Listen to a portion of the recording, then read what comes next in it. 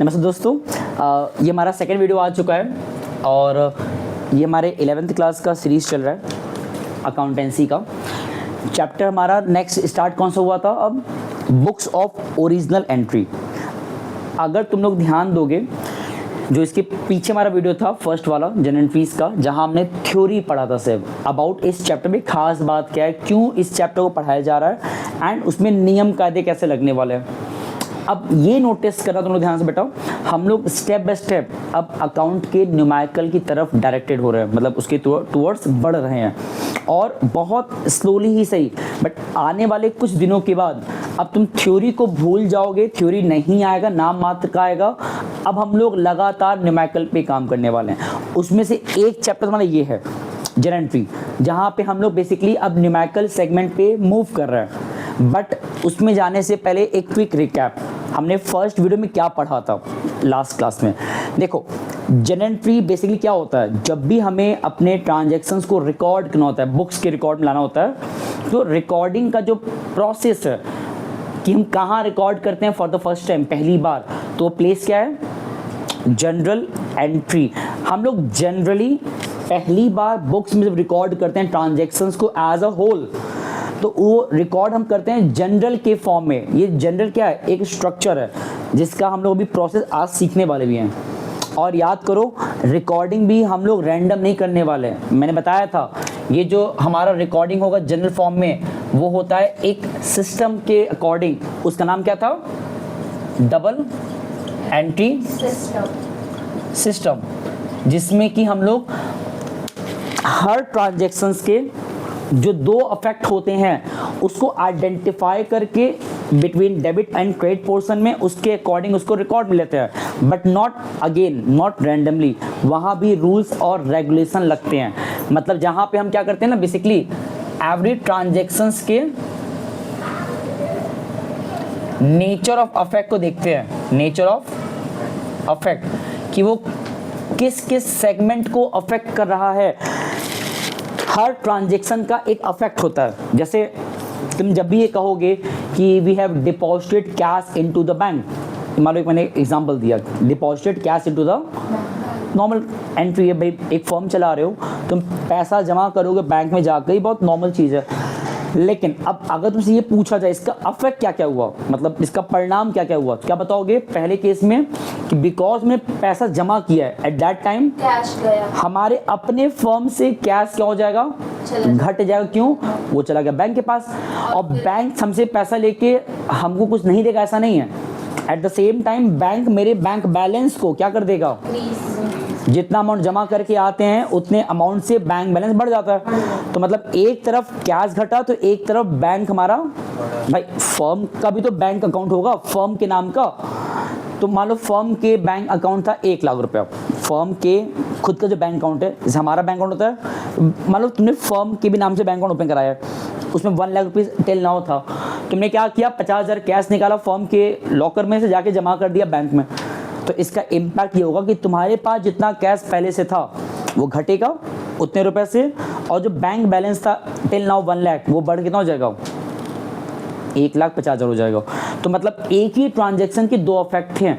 यहाँ पे उन अफेक्ट को समझना होता है, लेकिन जब समझते हो तो वो नेचर वाइज 3 कैटेगरीज के हो सकते हैं। जो भी हम अकाउंट देखते हैं जहाँ जब वो अफेक्ट करता है, वो 3 कैटेगरीज के थे, और वो जो 3 कैटेगरीज थे वही हमारा रूल्स बनाएगा आगे चल के। बताओ नाम क्या था उसका? हम लोग ने वीडियो 1 में डिस्कस प्रॉपर्ली किया है। आई होप 1 देखने के बाद ही यहाँ तुम लोग 2 पे आ रहे हो। तो नाम क्या था बताओ? पहला personal account, second one real account, and third one nominal account. अब इन तीनों अकाउंट में खास क्या होता है? यहाँ हम बेसिकली बात करते हैं पर्सनल, मतलब यहाँ पे पर्सन्स की बात होगा, नाम की बात होगा, या जिसको हमने नाम दिया है, टैग दिया है, उसकी बात यहाँ पे होता है। जिसके 3 डिवीजन हैं, यहाँ डिस्कस होता नहीं कर डीपीएम, वहाँ टीएम पे से आर्टिफिशियल, नेचुरल एंड रिप्रेजेंटेटिव, याद आ रहा है? इसमें किसकी बात करते हैं हम लोग? एसेट्स की बात करते हैं। यहाँ पे किसकी बात करते हैं हम लोग? एक्सपेंसेस और इनकम की बात करते हैं। यहाँ पे एक्सपेंसेस और इनकम, ये दोनों तो इम्पर्सनल के अंदर आते हैं। Exactly. डायरेक्ट नहीं लिख सकते। लिख तो दिया मैं डायरेक्टली इस बार। हाँ, ये दोनों हमारा आता है इम्पर्सनल में, मैंने इस बार प्रॉपर लिख दिया अलग से, कोई दिक्कत नहीं है। 3 तुम्हें पढ़ना है एट द एंड। अब उसको तुम ऐसे पढ़ो, पर्सनल इम्पर्सनल, फिर इम्पर्सनल 2 पढ़ो, वो भी चलेगा, बट यहाँ हमको मतलब नाम से सीधा। यहाँ क्या हमारा आएगा, एसेट्स। यहाँ हमारा क्या आएगा, जो भी हमने नेम अप्रूव किया है किसी पर्सन को या टैग दिया है, जैसे होता नहीं है कि बैंक, इंस्टीट्यूशंस, फर्म का कोई नाम, ये सब क्या है, हमने टैग दिया है ना। ड्राइंग, जो पैसा विड्रॉ करते हैं हमने उसको नाम दिया है ड्राइंग, उस सिचुएशन को पैसा में ड्राइंग दिया नाम। कैपिटल, कितना पैसा हमने इंजेक्ट किया फर्म के अंदर, तो ये सब हमारा इसी का पार्ट है, ठीक है। अब इन सभी वाले केस में हर ट्रांजेक्शन में जो अफेक्ट होता है वो इक्वल अमाउंट का अपोजिट में होता है।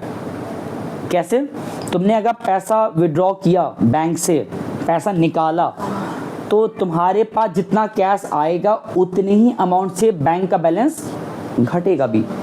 तो मतलब यहाँ पे you can say that every transaction affect to account in the equal amount in the opposite manner, और हमने उसी को नाम दिया है डेबिट एंड। अब सवाल है कि हर ट्रांजेक्शन में कौन सा टर्म, कौन सा अकाउंट कब डेबिट होगा और कब क्रेडिट होगा, it depend on the rules. अगर हम बात करते हैं एसेट्स वाले केस में, तो ये रूल्स बदल मत देना। रूल क्या है, ये हमने पीछे पढ़े थे हम लोग, कि जब जब हमारे पास एसेट्स आता है, मतलब कम्स इन, इसका मतलब क्या होता है, एसेट्स का आना।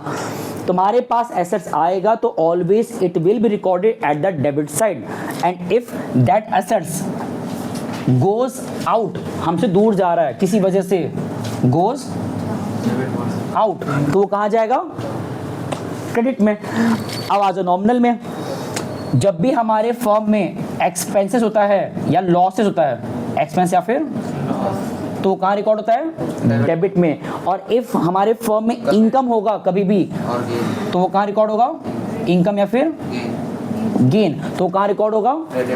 ये लोकेशन है कि तुम जब रिकॉर्डिंग जाते हो करने के लिए, तो तुम्हें फिलअप करना होता है डेबिट पोर्शन, क्रेडिट पोर्शन। अभी दिखाएंगे कैसे, जो क्वेश्चन लगवाएंगे, तो वहाँ तुम्हें याद होना चाहिए। इधर आ जाओ, अगर हमें किसी पर्सन से रिसीव होना है कुछ भी, रिसीवेबल मतलब कुछ भी तुमको किसी से मिलना है, मिलना मतलब पाने वाले हो, तो वो पर्सन या वो जो टैग जिसको नाम दिए हो कहाँ लिखाएगा, बट जिसको तुम देने वाले हो, प्रोवाइड करने वाले हो, गिवर। देने का मतलब होता है, लाइक फर्म की बात हो रही है, फर्म जिनसे कुछ भी पाने वाला है वो डेबिट में आएगा, फर्म जिनको देने वाला है वो, जैसे बैंक ओवरड्राफ्ट, ये क्या होता है, हमने उधार लिया है ना। अब ये जो बैंक ओवरड्राफ्ट है, तुमने उधार लिया है बैंक से, तुमको वापस करना पड़ेगा एट द एंड, आज नहीं तो कल, तो एट दैट मोमेंट वो जो वर्ड है वो कहाँ लिखाएगा, गिवर में आएगा नीचे। कैपिटल, फर्म ने अपने ही ओनर से पैसा मांगा हुआ है फॉर अ वाइल, और आज नहीं तो कल जब फर्म बंद होगा तो फर्म की जिम्मेदारी है कि वो पैसा रिटर्न करे ओनर को वापस उसका पैसा। तो मतलब वो जो कैपिटल है वो फर्म के लिए क्या है, एक टाइप ऑफ गिवर है, कि आज नहीं तो कल वो पैसा वापस करेगा फर्म अपने ओनर को, जब भी फर्म बंद हो जाएगा एट द एंड। तो ये तुम्हारा हो गया कॉन्सेप्ट एंड फॉर्मूला। अब ये जो हमने पढ़ा है रूल्स, ये हेल्प करेगा 2 लेवल्स पे। पहला, आइडेंटिफाई करने में कि कौन सा नाम कहाँ जाता है, जैसे मैंने भी लिख तो दिया कि एक्सपेंसेस कहाँ हमेशा आएगा, डेबिट में। अब जो मेरे पास बुक है टीके गोयल एंड एस शर्मा, मैंने इन दोनों किताब में कोशिश करेंगे पूरा क्वेश्चन पिकअप करने का, मैक्सिमम जितने वैरायटीज़ हम लोग पिकअप कर पाएंगे आने वाले कम से कम 8-10 लेक्चर्स में। ये सेकंड है ना, होपफुली हम लोग इस चैप्टर को ले जाएंगे 10 लेक्चर तक, जिसमें कि मैक्सिमम क्वेश्चन कोशिश करेंगे लगवाने का, वैरायटीज़ कवर करेंगे मतलब। बट उसमें हमारा जो पहला वैरायटी है, ये देखो ये रहा, और ये सवाल कहाँ का हमारा है फिलहाल, बट जस्ट फॉर तुम लोग की सेक ऑफ फॉर्मेलिटी कह लो या फिर प्रैक्टिस कह लो, हम तुम्हें आज ही सवाल लगवाएंगे डीके गोयल का भी सेम टाइप का। अब यहाँ पे जो इतना लंबा मैंने लिख के रखा हुआ है, ये क्या है पता है, ये सारे तुम्हारे एक्चुअली, ये जो सारे लिखा है ना, ये तुम्हारा एक्चुअली क्या है, अकाउंट्स के नेम है। अभी कोई ट्रांजैक्शन नहीं है, सिर्फ नाम है। जैसे ड्राइंग एक नाम है, इसका सेपरेट अकाउंट बनता है, लेजर बनेगा, टी सेप बनेगा इसका, क्रेडिटर ये भी नाम है। मतलब तुमने हर सिचुएशन के नाम दिया हुआ है। लाइक तुमने अपने फर्म में पैसे रखे हैं तो तुमने इसको वर्ड क्या दिया है, कैश। तुम्हारे फर्म में ऐसे भी पर्सन्स के नाम हैं जिनको तुमने सामान सेल किया था उधार पे, the person to whom you have sold the goods on credit, तो तुमने उसके नाम क्या दिया हुआ है, डेप्टर। ऐसे बहुत से नाम लिखा हुआ है ना। अब सवाल पता है क्या है, तुम्हें इन सब को कैटेगराइज करना है अमंग्स दीज 3 कैटेगरीज। तो चलो एक काम करते हैं, इसमें से जो भी नाम जिस कैटेगरी का है तुम्हारा काम रहेगा उसको बताना कि वो किस केस में जाएगा। अगर मान लो यहाँ आना होगा तो उसको हम शॉर्ट में पी बोलेंगे, यहाँ के लिए आर और यहाँ के लिए ये शॉर्ट फॉर्म रहेगा, ज़्यादा सही रहेगा। बताओ बैंक कहाँ जाएगा, बैंक ये हमारा इंस्टीट्यूशन है और वो मैंने कहाँ बताया था, तो ये हमारा कौन सा हो गया। अब इससे ये हुआ ना, जब तुम आइडेंटिफाई कर लिए कि भाई बैंक हमारा इस कैटेगरी का है, तो अब जो रूल्स लगाओगे बैंक के केस में वो ये लगाओगे, ये वाला। कैसे लगाओगे, बैंक से मिलना है तो डेबिट, बैंक को देना है तो, बात समझे, दोबारा कह रहे हैं, बैंक से कुछ मिलना होगा तो डेबिट, हम बैंक को कुछ देने वाले हैं तो, जैसे अब वहाँ पे लिखा होता है बैंक ओवरड्राफ्ट, तो हम देने वाले बैंक को ना, यहाँ लिखा होता ओनली बैंक लिखा है तो मतलब बैंक से पैसा मिलेगा आज नहीं तो कल, हमारा पैसा वहाँ जमा है बैंक के अंदर तो डेबिट। परचेज, अब देखो अभी तुम लोग पहली बार पढ़ने जा रहे हो, ठीक है, और हम भी ये मान के चल रहे हैं बच्चे भी सब 0 लेवल पे हो, तो हम लोग एकदम डाउन टू अर्थ, एकदम बेसिक से ऊपर चलेंगे। हम तुम्हें एक एक बारीकियां बताएंगे कहाँ कहाँ तुम्हें क्या काम आने वाला है। जैसे अब तुम्हें ये समझना पड़ेगा, परचेज मतलब जब भी फर्म कुछ खरीदता है, और यहाँ जो परचेज लिखा है ये पता है किसी बात कर रहा है, गलत, इसलिए मैंने लिख दिया पहले से, गुड्स की बात हो रहा है। यहाँ पे कहीं सेल लिखा है आगे चल के, हाँ लिखा है नीचे, तो ये भी किसकी बात कर रहा है। अब गुड्स परचेज करोगे तो पैसा हमारा ब्लॉक हो गया, खर्च हो गया। बेचते हो तो पैसा आता है, अर्निंग होता है ना, बट जब खरीदते हो गुड्स को तुम्हारा पैसा उसमें ब्लॉक्ड हो गया, कल को नहीं बिक पाया तो, या तुम्हारा सामान खराब हो गया तो नुकसान हो गया ना। इसलिए हम परचेज को नॉर्मली एक्सपेंस मानते हैं, अनलेस हम उससे कुछ फ़ायदा निकाल लें तो परचेज जब हम करेंगे तो ये इस कैटेगरी का है, किसका, नॉमिनल, वो भी कौन सा कैटेगरी, एक्सपेंस, याद रहेगा। इसको आज सुने हो पहली बार, अब तुमको ये एक नहीं बहुत बार आने वाला है, तो भूलना मत। वेजेस, अच्छा एक बात और, रुक जाओ, जब तुमने परचेज को कहा एक्सपेंस, यहाँ इस क्वेश्चन में है नहीं, हम जोड़ते अपने मन से जोड़ देते हैं, वो क्या है, क्या लिखा है, परचेज रिटर्न। तो अगर परचेज को एक्सपेंस अभी याद कर लिए तो उसका जो रिटर्न होता है वो भी नॉमिनल पार्ट होगा, बट वो क्या होगा बताओ, इनकम, उसका अपोजिट। तुमने परचेज किया, पैसा ब्लॉक हो गया, एक्सपेंस कह दिए। तुमने परचेज करने के बाद रिटर्न कर दिया, तो जो पैसा ब्लॉक हो रहा था अभी परचेज के टाइम पे, अब तो रिटर्न कर दिया ना, तुम्हारा पैसा कहाँ फंसा, तो इसलिए वो इनकम कैटेगरी में आ जाता है, तो ये भूलना मत। और इसका एक नाम और होता है, क्या होता है बताओ, अच्छा क्या होता है, रिटर्न आउटवर्ड ना, बिकॉज तुमने परचेज वाला सामान आउट कर दिया, वापस बाहर भेज दिया। अब वेजेस पे आते हैं, तो वेजेस कहाँ जाएगा, वेजेस नॉमिनल, देखो वेजेस हम लोग लिख सकते हैं एज अ एक्सपेंस के तौर पे, देखिए कहाँ लिखा है इसमें, पता है यहाँ पे कुछ ऐसी चीज़ें हैं, हाँ सही लिखा हुआ है, कुछ ऐसे नाम भी हैं जो तुम्हें कंफ्यूज करेगा कि सर ये तो उसमें जाना चाहिए। जैसे तुम लोग ये कह सकते, मुझे कह सकते थे कि आपने बैंक क्यों लिखा है पर्सनल में, बैंक भी तुम्हारा एसेट्स है, पैसा हमारा रखा हुआ बैंक के अंदर, तो एक समय पे अगर तुमने बैंक को एज अ एसेट्स कह भी दिया मुझे कोई दिक्कत नहीं है, मतलब तुमने बैंक को इस कैटेगरी का मान करके ये नियम फॉलो कर दिया तो भी आंसर बदलेगा नहीं। तो बैंक का नेचर एक्चुअली इससे मैच करता है, लेकिन रूल्स इसका लगाओ या इसका लगाओ आंसर बदलेगा नहीं, ठीक है, बट चलो ठीक है। तो वेजेस हमारे लिए क्या होता है, जब तक कुछ ना कहे कहीं पे कि वेजेस क्या है, ये पेड है कि रिसीव्ड है, तुम बाय डिफॉल्ट ऑलवेज पेड माना करो। जब तक मेंशन ना करे कि वेजेस मिला है कि दिया गया है तो हमेशा क्या अज्यूम करोगे, पेड है। तो और जब पेड है तुम्हारे क्या हो गया, ये नॉमिनल का, हालांकि आमतौर पे लिखा ही होता है कि वेजेस पेड है। से ड्राइंग, ये नाम हमने बनाया है, हाँ पर्सनल, और एक बात, पता है सवाल सब कैसे एग्जाम में आते हैं? MCQs में या वन वर्ड में आते हैं। तुम्हारे जो क्वेश्चन लगवा रहे हैं काम का है, ये हमारा बेसिक क्लियर कर रहा है कैसे कैटेगराइज करें किसी अकाउंट को, किस कैटेगरी का है, और ये हेल्प करता है जनरल एंट्री बनाते वक्त, क्योंकि यहाँ तुमको अभी बना बनाया नाम दिया हुआ है। एक समय ऐसा आएगा जहाँ तुम सवाल पढ़ोगे, लाइक लिखा रहेगा ऐसे फर्नीचर परचेस्ड फॉर कैश, जब ऐसे लिख कर आएगा फर्नीचर परचेज फॉर कैश, तो यहाँ दिख तो रहा साफ साफ कि दो चीज़ की बात कर रहा है, किसका? इसका फर्नीचर का, कैश का। तो जिस तरह यहाँ पे इतना नाम लिखा हुआ है, तुमने उस ट्रांजैक्शन में दो नाम पिकअप कर लिया, कैश एंड फर्नीचर, और दोनों ही किस कैटेगरी के हैं? फर्नीचर और कैश दोनों किस कैटेगरी? Amongst these three. हाँ, किसका मतलब हुआ?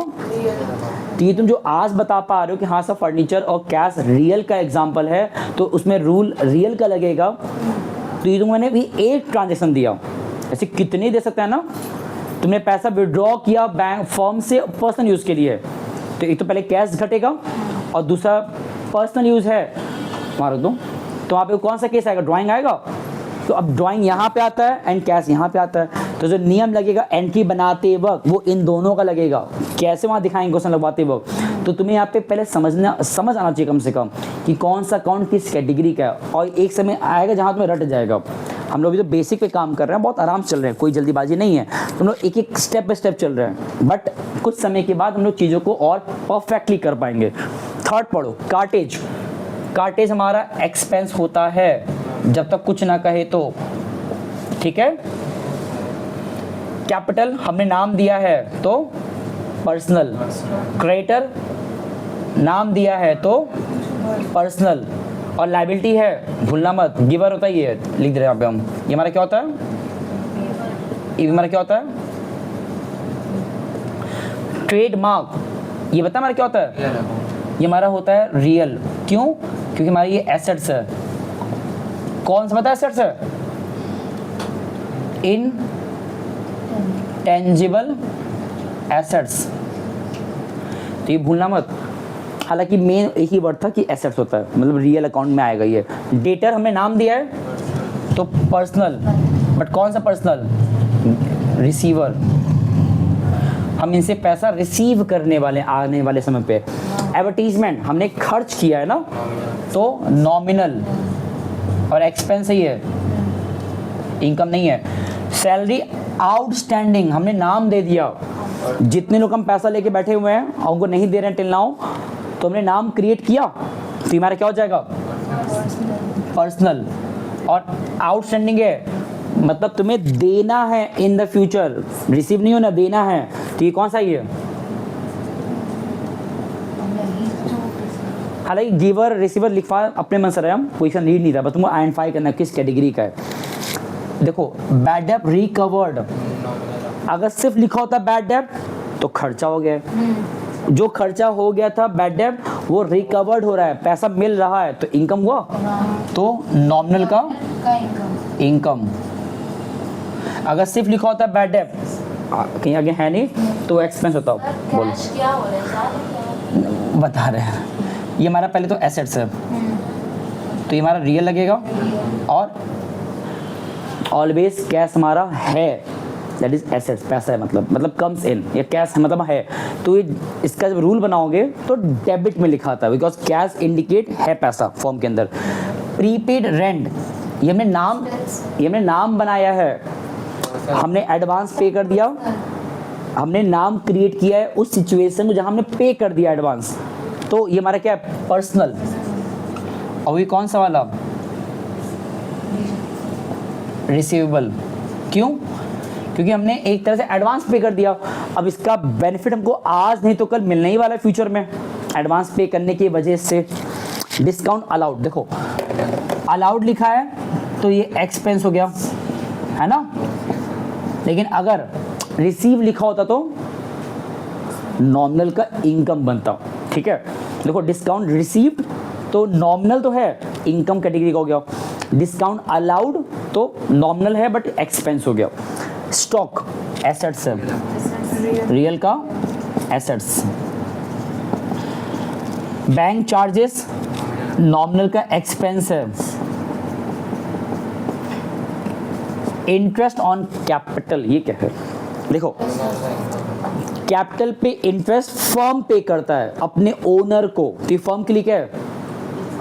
एक्सपेंस। इसका मतलब ये हुआ, देखो ओनर पैसा लगा रहा है फर्म के अंदर, फर्म उस पर इंटरेस्ट पे कर रहा है, तो फर्म के लिए क्या ही है? एक्सपेंस। तो नॉमिनल का एक्सपेंस। इसका उल्टा भी होता है, जब पैसा विड्रॉ करता है ओनर, जिसको तुम ड्राइंग बोलते हो, तो जब ओनर पैसा फर्म से निकाल रहा है तो फर्म उनसे इंटरेस्ट मांग रहा है उस ड्राइंग पे, तो ये फर्म के लिए क्या हो जाएगा? इनकम। तो जब इंटरेस्ट ऑन ड्राइंग का होता है तो वो इनकम होता है। इनकम एक्सपेंस दोनों ही इसी कैटेगरी का है, बस हाँ एक्सपेंस है तो डेबिट, इनकम है तो क्रेडिट। सेल्स ऊपर में बता चुके हम, परचेज एक्सपेंस तो सेल्स, तो नॉमिनल का इनकम। और वही सेम बात, अगर सेल्स इनकम होता है तो सेल्स रिटर्न क्या हो जाए? मैं बताऊँ, एक्सपेंस। Exactly, yes. भाई तुमने सामान बड़ा मेहनत से बेचा, तुमने उसको इनकम कहा। जिसको बेचा वो पर्सन ला के वापस तुम्हें दे दिया, तुम्हारे लिए क्या है वो? खर्चा। और इसका अदर नेम क्या होता है? Return inward. हाँ तो ये भूलना मत। लास्ट हमारा कमीशन। देखो तो रिसीव लिख दिया साफ साफ, तुम्हारा क्या बन गया? इनकम। और इनकम किसका होता है? नॉमिनल का इनकम। देखो ये जो हम लोग अभी आइडेंटिफाई किए हैं, एक रैंडम एक सिंपल सवाल लेकर के, देखो होता क्या है ना, ये तुम्हारा वार्म अप कराया है, ये कुछ मैंने बहुत यूनिक नहीं कराया है, हार्ड नहीं कराया है, और ये एग्जाम में 1 मार्क्स में ही आता है। अब देखो हम लोग कोशिश करेंगे, आज इसको ऐसे रखते हैं बिकॉज कोई बहुत कॉम्प्लिकेशन नहीं करना है, लेकिन जब नेक्स्ट क्लास मिलेंगे तो वहाँ पे हम तुम्हें इस टाइप का सवाल नहीं लगवाएंगे, अब डायरेक्टली दिखाएंगे how to use this rules while recording the transactions in the general entry format। और वो तुम्हारे एग्जाम में 100% आने वाला है और बहुत सिंपल आता है। मतलब समझ लो कि तुम्हें हिंट दें, मैं क्या लगवाएं पहले ही, अकाउंटिंग इक्वेशन पढ़ लियो ना, उसमें 9 सवाल 10 सवाल थे करीब, एसएससी में भी 10 सवाल थे और 10 सवाल उसमें डी गूगल में थे। वहाँ तुम लोग को मैंने न्यूमेरिकल स्टार्ट होने से पहले एक बात कहा था कि वो फर्स्ट चैप्टर न्यूमेरिकल का है, इस अकाउंटेंसी सिलेबस का 11th क्लास का, और मैंने एक हिंट दिया था कि उस चैप्टर में 2 न्यूमेरिकल अगर लगा लेते हो, मिनिमम 2 न्यूमेरिकल्स, जिसमें ऑन एवरेज 6-7 ट्रांजेक्शन ईच में रहते हैं, तो 6-7 कितना हो, 14 के करीब, तो 14 ट्रांजेक्शन्स फेस करने के बाद 2 सवाल में तुम लोग एलिजिबल हो जाते हो लगभग सारे सवाल लगाने के लिए। बाकी समय रिपीट होता है, बस 3-4 नया देगा, अदरवाइज रिपीट होता ना। और जो स्ट्रक्चर था अकॉर्डिंग इक्वेशन का, तुमने एक बार सीख लिया था पहले सवाल में, वो रिपीट हो रहा था बस, फिर हर जगह ट्रांजेक्शन्स नए नए आ रहे थे, वो भी 1-2 नए आ रहे थे, हो रहा था। सेम हिंट यहाँ के लिए भी है, यहाँ भी जब न्यूमेरिकल लगवाएंगे जनरल एंट्रीज कैसे बनता है रिकॉर्डिंग के फॉर्मेट में, एज पर फॉर्मेट 2-3 न्यूमेरिकल लगा लोगे ना 2-3 दिनों में, उसके बाद जितने सवाल आएंगे उसके बाद वो सब रिपीट होंगे, मतलब 80% तो रिपीट होगा, 20% नया आता रहेगा, तो वहाँ फोकस करना होगा। बट अभी पैकअप मत करो, रुक जाओ, होल्ड ऑन, मुझे बुक देना डी वाला। ये क्वेश्चन कहाँ का था? ये एससी। चलो एक सवाल पिकअप कर लेते हैं, देखते हैं इस टाइप का ही फ्रॉम डी के गोयल। देखिए इसमें क्या दिया है, लेट्स सी। ओपन करो एक्सरसाइज, और कोई बहुत पैनिक मत लो, चैप्टर हम लोग आराम से पढ़ेंगे, कोई बहुत जल्दीबाजी नहीं है हमारे लिए। इसका न्यूमेरिकल कहाँ गया? ओपन करो, बताओ किस पेज पे है?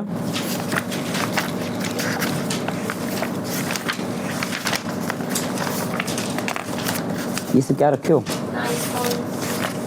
हाँ 9 अच्छा आगे है, मिल गया। अच्छा यहाँ पे तो डायरेक्टली सवाल वैसा आ गया है, यहाँ पे इस बुक में सवाल इस टाइप का एक भी नहीं दिया हुआ है, ओनली एक ही दिया था, वो भी एस शर्मा में दिया था, तो कोई इशू नहीं, चलो ठीक है।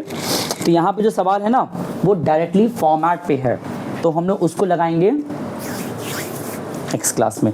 बट अपने पास समय है 5 मिनट का, एक काम करें, हम तुम्हें टोटल जो है क्या नाम है जनरल एंट्रीज का एक स्पेसिफिक बड़ा सवाल वो नहीं लगवाएंगे, हम तुम्हें दिखाते हैं बस 2 चीज़ें। वो 2 चीज़ पता क्या है? पहला, बस जान जाओ आज, इसको रोक देंगे हम लोग आज। पहला, अगर हमको जनरल एंट्री के तौर पे ट्रांजैक्शंस को रिकॉर्ड करना है तो कम से कम रिकॉर्ड करने के लिए हम लोग ये तो कर ले आज अपने वार्म अप के लेवल पे ताकि जब कल मिलें तो प्रिपेयर्ड रहें। वो क्या है, देखो पहला इसका जो फॉर्मेट है, यहाँ ध्यान दो, फॉर्मेट जान लो पहले। तुमसे पूछ भी रही थी ना LF क्या होता है, ठीक है, तो कम से कम पहले फॉर्मेट जान लो। जब भी तुम प्रिपेयर करते हो general entry of various transactions, तो वो एक स्ट्रक्चर में होता है। जिस तरह फॉर्मेट था अकाउंटिंग इक्वेशन का, याद है फॉर्मेट क्या था, जहाँ तुम ऐसे बना रहे थे, एक तरफ लिख रहे थे क्या, रुको जी लाइन तरह चला जा रहा है, ट्रांजैक्शंस है ना, यहाँ पे लिखते थे assets equal liabilities plus capital, यहाँ लिखते थे बहुत सारे क्या एसेट्स के नाम, यहाँ बहुत सारे लायबिलिटीज के नाम, एंड अपने आप पे सॉल्व करते थे, है ना, इक्वल लगा लगा के, और हर 2 ट्रांजैक्शन के बाद उसको वेरीफाई करते थे। याद आ रहा है? अब ऑब्वियस सी बात है इसी तरह हमको और भी वैरायटीज देगा, बट अब यहाँ पे आ जाओ। इसका फॉर्मेट क्या है, सबसे पहले यहाँ पे डेट रहेगा, ये डेट ध्यान देना, पहला क्या रहेगा, डेट। दूसरा इसमें क्या रहेगा, पर्टिकुलर, जो भी हमारे ट्रांजैक्शंस का एंड रिकॉर्डिंग का डिटेल्स है, मतलब मेन इंफॉर्मेशन, नंबर नहीं, मेन इंफॉर्मेशन ट्रांजैक्शंस का और रिकॉर्डिंग का जो डिटेलिंग्स है एज पर रूल्स के अकॉर्डिंग, वो यहाँ पे ही तुम करते हो, मेन चीज़ है। ये क्या होता है, LF क्या होता है, इसका फुल फॉर्म क्या होता है, लेजर फॉलियो। ये होता क्या है, ये एक टाइप का पेज नंबर होता है, क्योंकि हम एक ही चीज़ को रिकॉर्ड किए 2 जगह पे, एक तो यहाँ रिकॉर्ड किए, एक रिकॉर्ड करते हैं लेजर में। तो हमारे कोई ट्रांजैक्शन यहाँ जो रिकॉर्ड है वो किसी और जगह पे किस पेज नंबर पे है, तुम वहाँ डायरेक्टली जंप करके पहुँच सको, तो यहाँ लिखा होता है। हालांकि तुम्हारे काम का ये जो पोर्शन है ये कभी नहीं आने वाला है, बस लिखा रहता है, बट हमारे काम का नहीं होता है, तो छोड़ दो।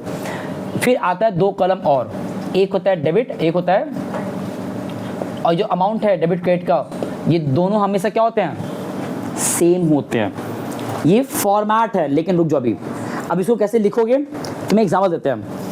इसमें पुट करने का एक सिस्टम होता है, क्या होता है, देखो प्रोसेस क्या है, यहाँ पे डेट मेंशन करोगे, यहाँ पे क्या लिखोगे, डेट, उसके अलावा यहाँ पे एक नाम लिखाएगा, क्या बताते भी हम, फिर कुछ गैप दे के यहाँ डेबिट कर देना, ठीक है, और एक नाम नीचे लिखाता है, लेकिन ध्यान देना मैंने थोड़ा सा ही एक गैप रखा है, और यहाँ पे तुम्हें लिखना होता है, हम एकदम बेसिक बता रहे हैं, और ये हेल्प करता है न्यूमेरिकल लगाते वक्त।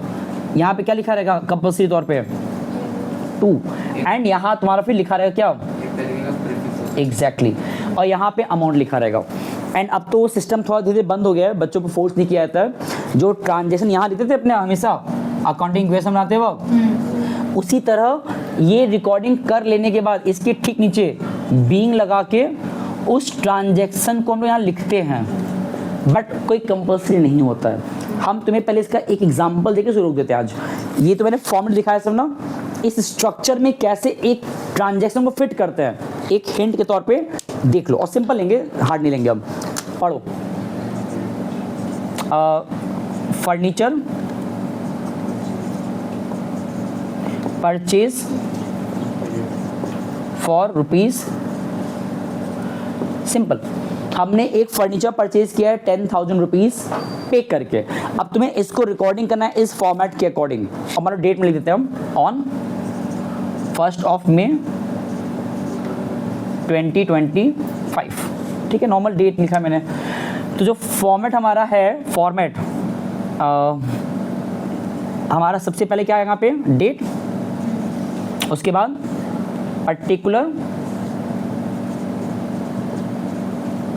लेजर फॉलियो, अमाउंट डेबिट का, अमाउंट क्रेडिट का। कैसे पुट करोगे, देखो अब यहाँ पे तुम्हें थोड़ा सा सही जोर देना पड़ता है दिमाग पे अपने, ट्रांजैक्शंस को समझ के इफेक्ट को आइडेंटिफाई करो। यहाँ देखो हम फर्नीचर परचेज किए ना पे करके, तो यहाँ 2 चीज़ें बात हो रही है, पहला फर्नीचर जो कि एसेट्स है, और दूसरा कैश, वो भी हमारा एसेट्स है। अब दिमाग पे जोर डालो और सोचो, यहाँ पे फर्नीचर साथ हो क्या रहा है, फर्नीचर के साथ घट रहा है कि बढ़ रहा है, आ रहा है कि जा रहा है, आ रहा है, परचेज क्यों ना, और गुड्स नहीं है, एसेट्स है, फिक्स एसेट्स। तो हमने फर्नीचर परचेज किया है, तो जो फर्नीचर है बढ़ेगा।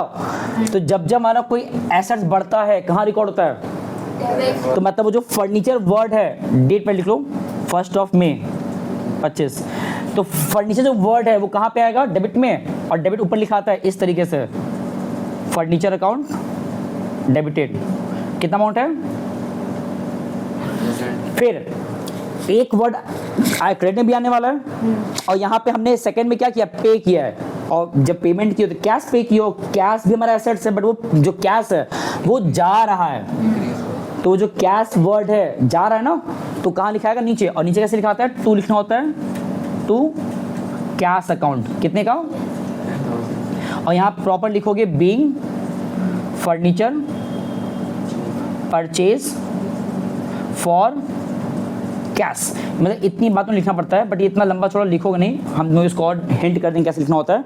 बट यहाँ तुमने क्या समझा कि एक ट्रांजैक्शन को पढ़ते वक्त, समझते वक्त, रिकॉर्ड करते वक्त हमने 2-3 चीज़ ध्यान दिया। पहले आइडेंटिफाई करो कि वहाँ कितनी चीज़ की बात कर रहा है, फर्नीचर कैश, फिर वो दोनों हमारा एसेट्स था, तो ये तो फैक्ट है कि रूल लगेगा इन्हीं सबका। बट रूल भी कैसे लग रहा है, तुम्हें जज करना पड़ा। जब तुमने नोटिस किया फर्नीचर पे, तो फर्नीचर हमारे यहाँ पे क्या हो रहा था, बढ़ रहा था, तो रूल ये लगाए और ऊपर लिख दिए, ऊपर डेबिट नीचे क्रेडिट होता है, भूलना मत। फिर जब नीचे जो पोर्शन है ये इंडिकेट करता है क्रेडिट को, ठीक है। तो जब हमने फर्नीचर परचेज किया तो कैश गया है, तो उस कैश को तुमने कहाँ लिख दिया, नीचे, नीचे, बिकॉज वो घट रहा है।